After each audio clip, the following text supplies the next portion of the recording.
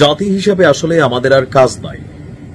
আমাদেরকে চিন্তা করতে হবে আমাদের এনসিপির নেতারা কোথায় যাচ্ছেন, কোথায় খাচ্ছেন, কার সাথে দেখা করছেন, কারণ তাদের উপর এই মুহূর্তে দেশের অনেক কিছু হয়তোবা নির্ভর করছে।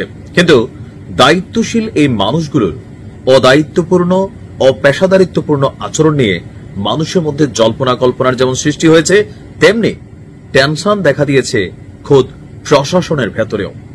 দৈনিক যুগান্তরের করা এক প্রতিবেদন বলছে যে এই মুহূর্তে গোয়েন্দা নজরদারিতে আছেন এনসিপির 5 জন কেন্দ্রীয় নেতা, হাসনাত আব্দুল্লাহ, সার্জিস, নাসির পাটোয়ারি, তাসনিম জারা এবং তার স্বামী খালিদ সাইফুল্লাহ।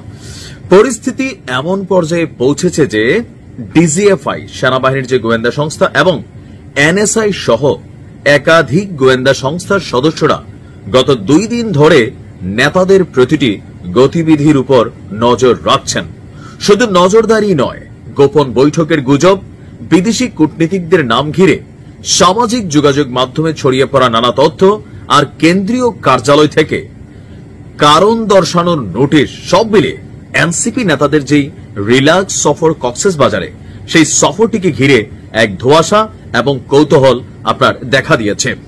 আমরা যখন নিউজটি করছি এর মাঝখানে গতকালকে নিউজটি দিয়েছিলাম যে প্রথমে তারা যেই অত্যাধুনিক হোটেলে উঠেছিল সেখান থেকে তারা ত্যাগ করে 1:15টার দিকে সেই রিসোর্ট ত্যাগ করেন। এরপরে কলাতলির শালিক রেস্টুরেন্টে মধ্যাহ্নভোজ সারেন এবং বিকেল 3টার দিকে উঠে পড়েন শহরের অভিজাত হোটেল প্রাসাদ প্যারাডাইসে।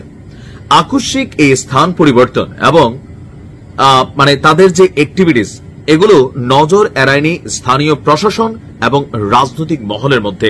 আসলে কি চলছে, কি লুকুচ্ছেন, নাকি এই পরিস্থিতি তৈরি করে তারা মজা পাচ্ছেন যে পুরো দেশবাসীর কনসেন্ট্রেশন নিচ্ছেন?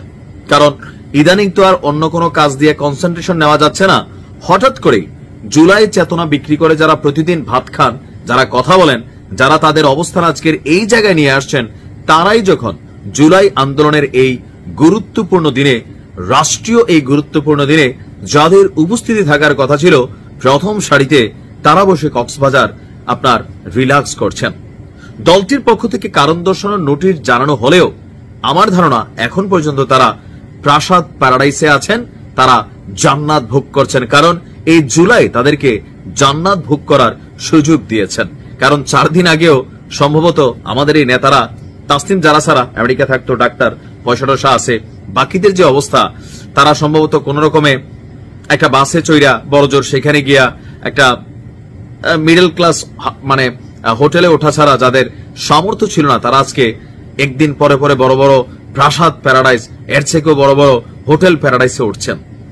আপনার এই তাদের টোটাল আচরণে গোয়েন্দারা কেন নজরদারি করবে না? কারণ আমিও আসলে বুঝি না যে কেন এই সফর আপনাদের কি বোধগম্য হয় যে আসলে কি চলছে। এনসিপির 5 কেন্দ্রীয় নেতা কি করতে চাচ্ছেন বা কি ঘটাতে চাচ্ছেন, অথবা দেশের মধ্যে আসলে নতুন কোনো টার্নিং পয়েন্ট আসতেছে কিনা। সময় হয়তো সবকিছুর